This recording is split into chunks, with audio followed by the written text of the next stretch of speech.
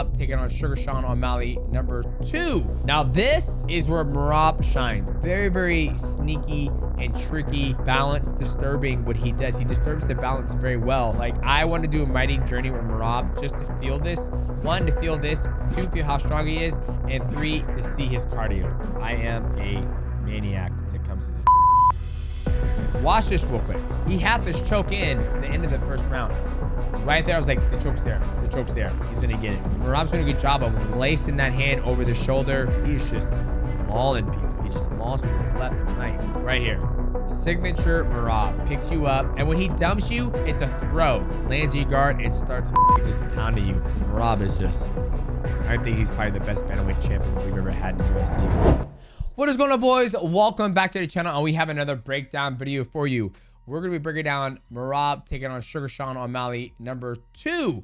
Now, these guys fought earlier in the year, or I can't remember when they fought. They fought UFC No Trust. I can't remember when that event was, but this is the rematch. You know, I did not give a pick going into this fight because I trained with Sean O'Malley, and I didn't feel comfortable giving a pick that I trained with them. But in my gut, I knew that if Sean O'Malley wasn't going to be able to defend the takedown or anti-wrestle Merab and wrestle Merab, I felt Merab was going to beat him. It's a fight anybody can win, but I felt that Merab was going to beat him. So I'm going to break this down. Merab did a lot of amazing things in this fight, and I want to talk to you guys about, like, there's a certain level of where people won't go and fight, right? Sean is only dangerous with a couple of weapons, where Merab is kind of dangerous everywhere. So if you guys are new to the channel, make sure you like, subscribe, and also hit the bell to never go live. So let's go through these stills that the producer put together. Now, here as we get into the fight, Merab is so confident. Like he said it before, he's not the best striker, he's not the best wrestler, but when it comes to competing, he's able to put it together. Now, when you look at this, okay, boys, and you guys already know this video is sponsored by Prize Picks. Now, Prize Picks is a daily fantasy sports game we play directly from your phone. It's very simple. Go to your phone, download Prize Picks, and when you do that, make sure you use my promo code MIGHTY. Now, cool promotion going on right now. All you gotta do is play $5 and you get $50 instantly. Real money sports action made easy. And boys, we had a good time playing Prize Picks. All we did, we went less with Patchy Mix, but he ended up doing more significant strikes. But we got it right when it came to Sean O'Malley with less, and we got less with Kevin Holland, and then we also got less with Kayla Harrison. But we had a great time making it picks at the right place, which is Prize Picks. So boys, make sure you guys get the picks in and Prize Picks and use promo code MIGHTY. Shout out to Prize Picks for sponsoring this video. Let's get back to the content of Merab tearing through Sean O'Malley. Obviously, Sean has the height and the reach advantage. So you would think that Sean would be popping that jab, pop uppercut, pop high knee up the middle, pop push kicks. But the one thing Sean doesn't really do, Sean doesn't really overcommit. He doesn't commit to anything he does coming across the void. He tends to wait at the edge of the void, throw the teep.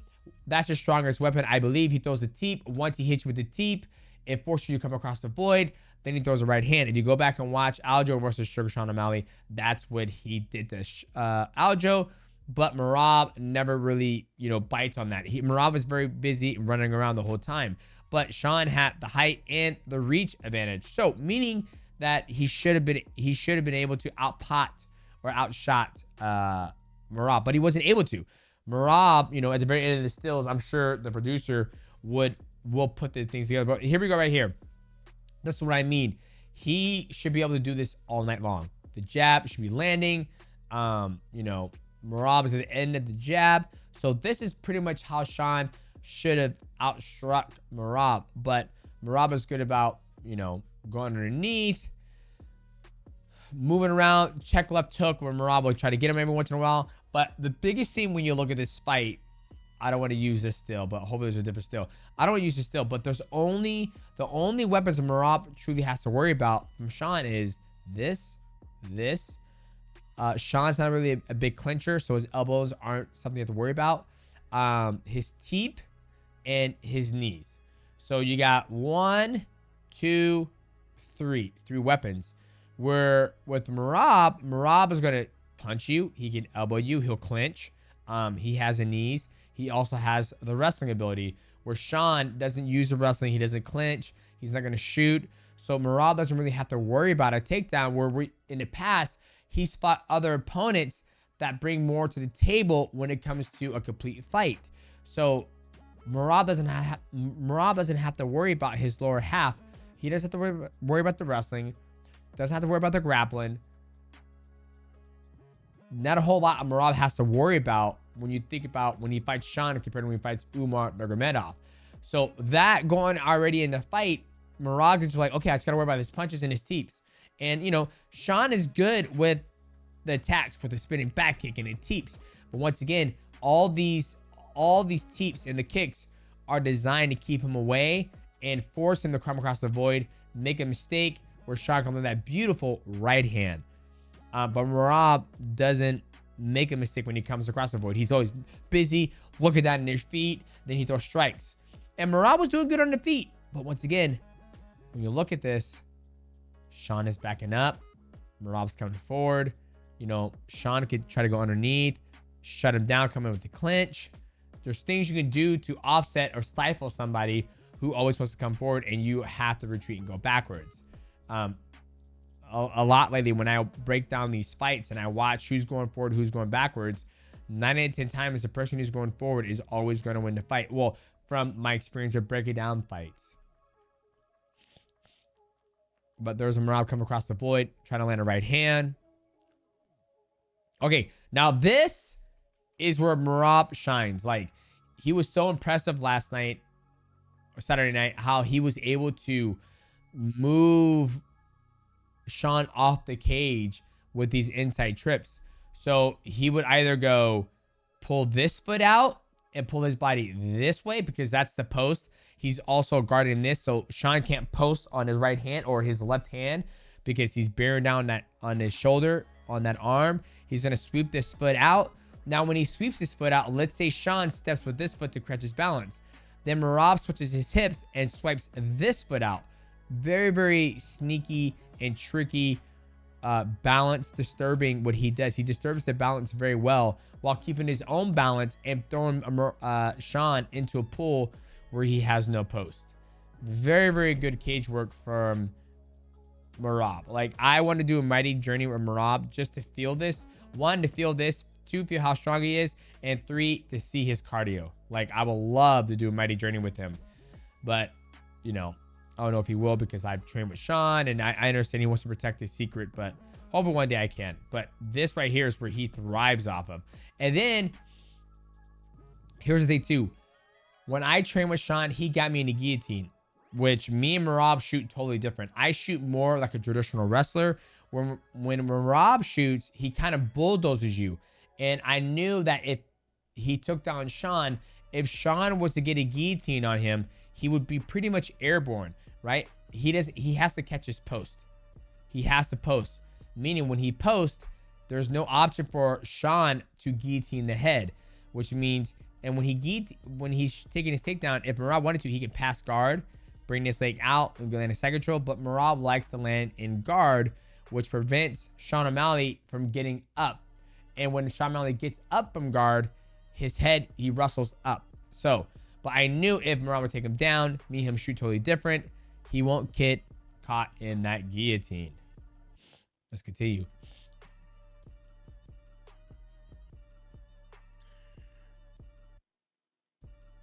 Okay, right here. So, once again, I learned this mistake when I fought Brad Pickett.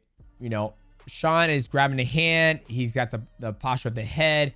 And what he wants to do is push this arm down into the leg and throw up a triangle on Merab. But if you see Merab do any grappling matches, he's grappled against people at a higher level than Sean. Been caught in the armbar, been caught in triangles, heel hooks, ankle locks. He just twists at him and he pulls at him. He's just too damn strong. But typically when you get in a fight like this and you want to get back to your feet, right? Here are some safe ways you can do it. 1, you don't hang on this head because you're bringing the posture down on him, right? Once again, but Sean's trying to go for a triangle. You let go of this. You put this. You frame against his chest. You butt scoot away. You shrimp away, right? You bring your knee across. You create a void between you. Now, when the gentleman tries to hit you, you can arm drag. Or if he goes away from you, you can go after his legs. Or if he stays there, you go underneath him. When you go underneath him, it will force Merab. He has two options. One, he can set his weight back and start defending, or Sean gets underneath them and starts attacking the ankles and the knees. When he attacks the ankles and the knees, Merab has a choice. He either squats down, like I said before, or he has to run away. When he runs away, that means Sean can come up and wrestle up where he is attacking the legs and ankles. And as Merab is running away, he can come up safely instead of coming up when Merab is on top of his head. I know that's a lot to take in, but when you've done mixed martial arts for 18 years and you still grapple to this day, it's not good to wrestle up if you don't have control of your opponent or you're attacking their legs. So there's a lot of stuff going on in this thing, but you know, this what makes me tick. It's the IQ. How do you figure out ways to go? A lot of people might look at this like this looks like a fucking play from NFL Blitz, but hate to break it to you, this is genius at work. That's how you get away. But hanging on the head, trying to pull him down for triangle, it's not the best option because he's just gonna pull out of it. He's too good with that. Let's erase all that stuff. Actually, hang on. I'm gonna do this. Can I go back? I'm gonna take a picture of this.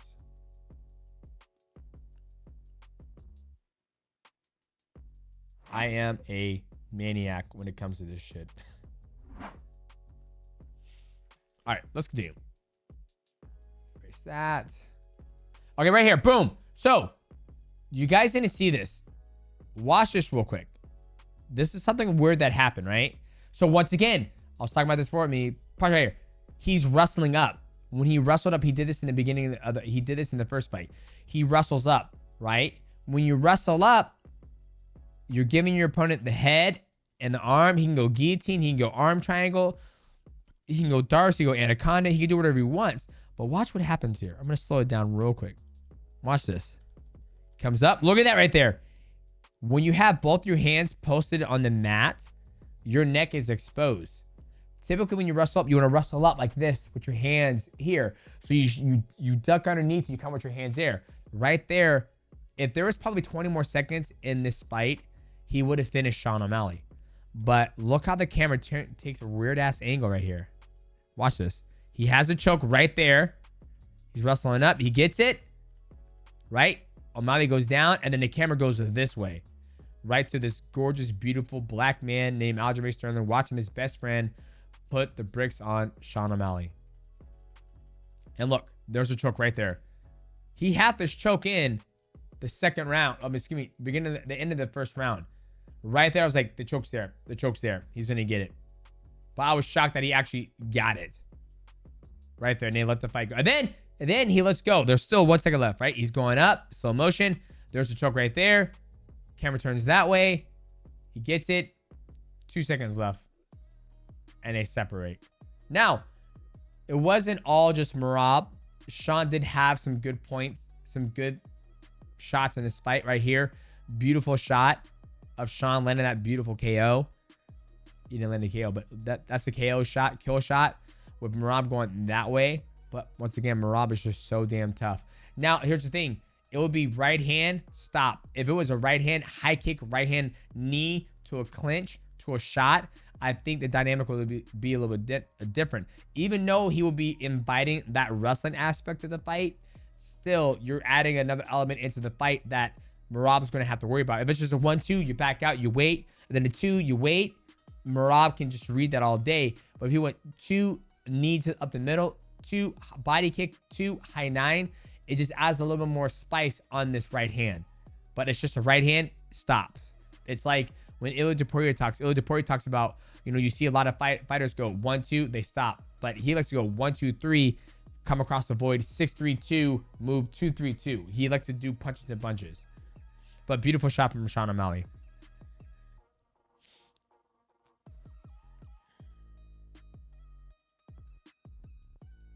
Right here. And once again, Merab was doing very well on the feet as well, because once Sean gets close to the cage, he goes lateral, he goes that way, and he goes that way because he doesn't want anything to do on the ground game. Now, if Sean was inviting that, he would be in a fight stance, ready to throw a knee or invite the clinch or go underneath him, but he want nothing to do with anything. So once again, the targets that Sean really goes for is the head, the body for the teeth. No leg kicks, because if he kicks the legs, Merab will take him down. If he shoots, he doesn't want to shoot. He doesn't want to pull guard. So these are the only targets for Sean, where Merab has the head, he has the body, he has the leg kicks, and he also has the wrestling. Just more options for him to attack, where Sean doesn't want to attack anything like that. But beautiful right hand from fucking Merab as Sean's going lateral to get away from the cage. Like, I think Merab is just getting better and better and believing in himself and, you know, just getting better. And right here, once again, locked up. He's ready to take, and then you see his legs on that side. He's going to take Sean that way where there's no post. I feel like that's Sean's other hand. So yeah, he has a barrel lock over that side. I can't see that side, but he's going to take him on that side because there's no post. Once again, if Sean were to fight more in this thing, like boom, cobra back. I call it cobra back. It's basically you're widening your lats. You widen the lats and you basically extend your opponent's arms. You extend his arms. You extend his arms. And then you can start throwing knees up the middle of his gut. And then when he makes a choice to take your balance, you can sweep him. Like, these are all things that you have to work on in camp and be mindful of the Muay Thai clinch here. But once again, Merab is winning this because Sean is trying to get away from this position. Right here, once again, he's trying to get away. I always like to, if I get taken down, go to your back, get your hands on his face, push it up, scoot your butt, get that frame in there, and look to start going underneath or creating space, but not getting away or scooting away. But Sean was probably doing this to try to get his back off the cage. But once again, it's this that is, you know, all Merab has to do is grab this arm, and then he's got you locked up.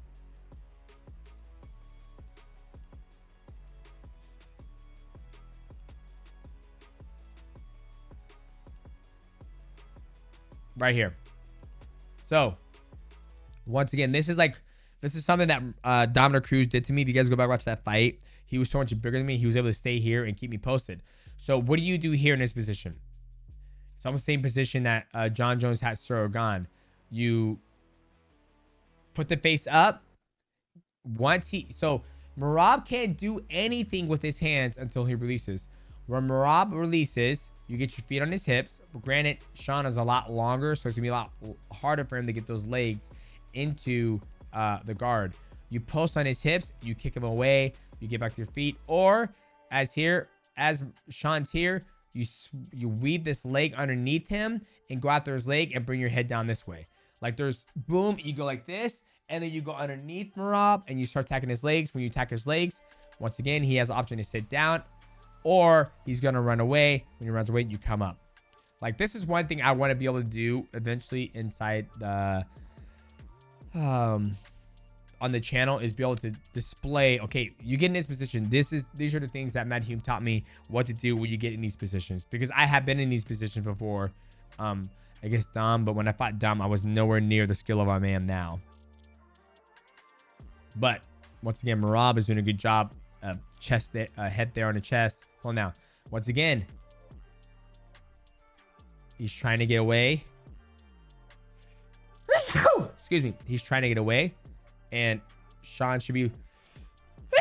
Damn, sorry, guys. The allergies are getting me. Sean should be looking to get this hand here. Scoot underneath and accepting the guard and working on going underneath him and taking him out. But Merab's doing a good job of lacing that hand over the shoulder.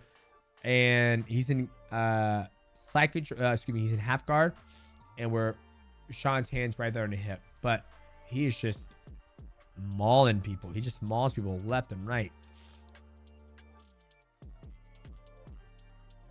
Right here. And this was one of the probably the best shot of Sean.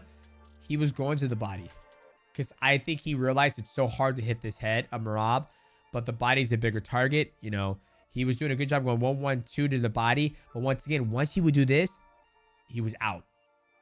It was 1-1-2, out. 2 out. There's not a 2 step through body kick, 2 step through high kick, 2 step through low kick, right? It was always in, out, in, out, in, out.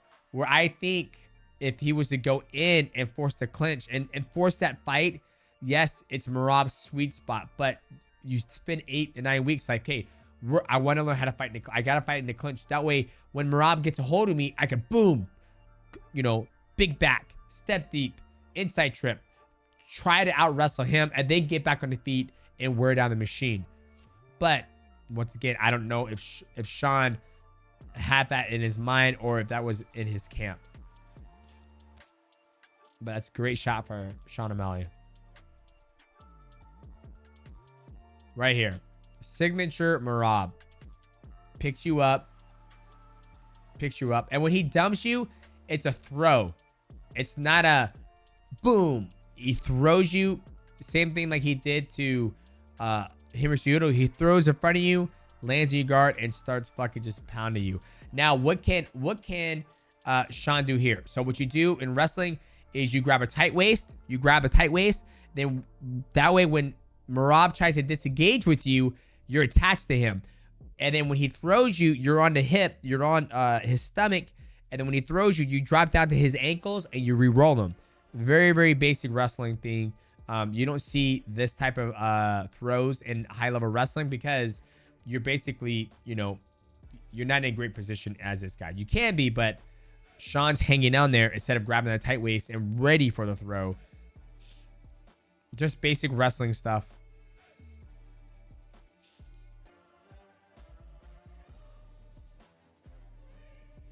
Right, and here is the finish right here. He locks up. It was turning into a neck crank.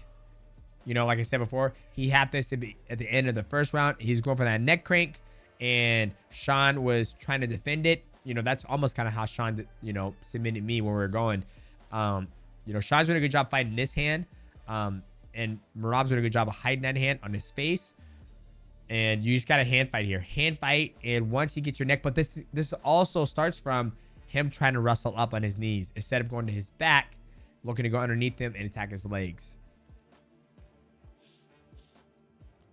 But Merab is just, I think he's probably the best bantamweight champion we've ever had in the UFC. Like, just his dominance. And there it is right there. He's turning it. And Sean is just, there's nothing you can really do here because he got his head now. Could be a neck crank, could be a neck crank, or it could even be a jaw crank. And there he is locking a choke. Once he got to this part, you can see he was compressed on the throat. He was able to close down that space and get the submission. Forcing the tap from Sean O'Malley.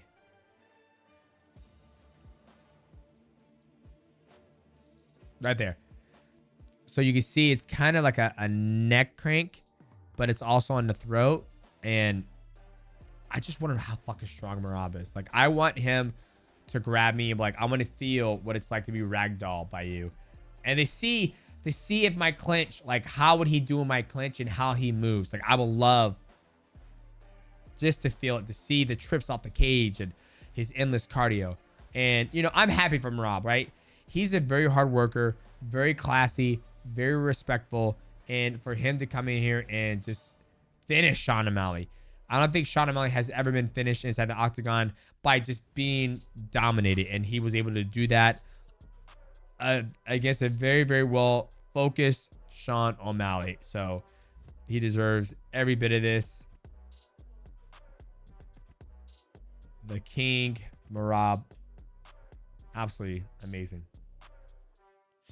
Now, all right, here we go. Now we look at the strikes right here. He outlanded Sean O'Malley. He threw a lot more. Total strikes 215. Total landed 114. Crazy. And Sean only landed 38 total through 65. That's because Sean's looking for that right shot instead of just trying to. Matt will always say, if you're trying to hit somebody, you're not going to hit him. You have to just flow, and then the shots are going to come available because you're throwing so much at him. And 12 takedown attempts, and he landed 5. Like, that right there is a very, very active fighter. Control 6 minutes, 29 seconds. Yeah, but he outlanded Sean on the feet just because he threw more. Even though Sean's percentage was higher, Merab still landed more. It's crazy. I felt it was in round 2. There we go right there. Merab, 13 fight win streak. Absolutely. I think it's going to continue to climb. You have myself, Max, Jones, Habib, George St. Pierre. Merab is going to, he's going to beat this. He's going to blow all of us out the water with this and style. I mean, you think about, I'm retired. He's retired. He's retired. He's retired. There's only one person left that's still fighting, and that's Max Holloway. Absolutely amazing.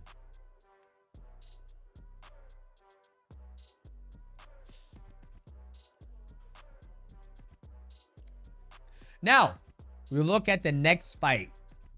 Corey taking on Merab.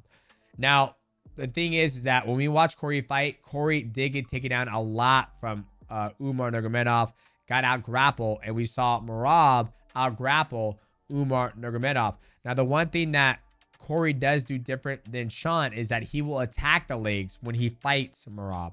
Like, he will attack the legs, he'll do the Grammy roll, he'll do the roll to the knee bar. So it'll be kind of interesting to see how Merab deals with that. But we can expect Merab to maul him, take him down, and stay in the guard and just punish him. So I'm excited to see this fight, see what Corey can do.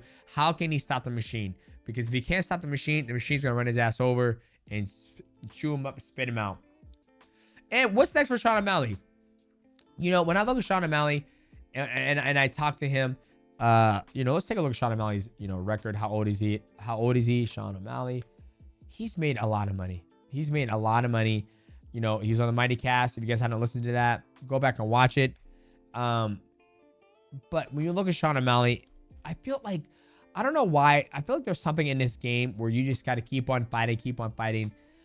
I mean, if you got all that money, you have an amazing brand, you know, there's just no reason to keep on fighting. If you don't, he doesn't need to fight. You know, there's no reason. He's had another baby. How old is he? He's 30 years old. So I don't know. Man. I wouldn't mind to see him, you know, have 2 more fights and call it quits and just walk away in the sunset, do something else, run a gym with Tim. But yeah, man. I mean, I hope we don't see the last one. But if he wanted to retire, I wouldn't have no problem. You know, I mean, he started fighting in 2015. It's 2025. That's 10 years of competing. You know, why not? I don't know. That's just me. I think a lot of fighters, you know, feel like that stick around for a long time. But, you know, that's just me. But I'm excited to see what he does next. But I wouldn't mind if he retired and say, hey, fuck, I got enough money. I'm smart with him and invest it. And we'll keep moving in. But there's Merab with a belt, shredded. Love Merab. Hope we get a mighty journey with him. I think it'll be good. It'll be easy to do. He's in Vegas. My dad lives in Vegas. And boys, like, this is the champion right here. This is the undisputed champion of the bantamweight division. So boys, if you guys enjoyed this breakdown, please leave a like, subscribe. Also, hit the bell to go live, and let me know in the comment section below if you guys enjoyed the breakdown, how I went into detail about, you know, when you have somebody who doesn't want to pass guard, about framing, going underneath him, and attacking the legs to get him up so you don't rustle up. So we'll see you guys in the next video.